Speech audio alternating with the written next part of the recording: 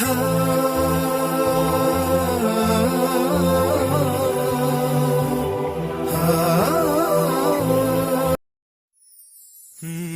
روایت میں ہے کہ حضور صلی اللہ علیہ وسلم نے فرمایا کہ اس ذات کی قسم جس نے مجھے حق دے کر بھیجا ہے، مجھے حضرت جبرائیل علیہ السلام نے بتایا کہ منکر نکیر قبر میں تمہارے پاس آئیں گے اور تم سے سوال کریں گے، من ربک، اے عمر تیرا رب کون ہے؟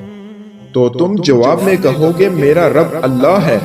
تم بتاؤ تم دونوں کا رب کون ہے؟ اور حضرت محمد صلی اللہ علیہ وسلم میرے نبی ہیں، تم دونوں کے نبی کون ہیں؟ اور اسلام میرا دین ہے، تم دونوں کا دین کیا ہے؟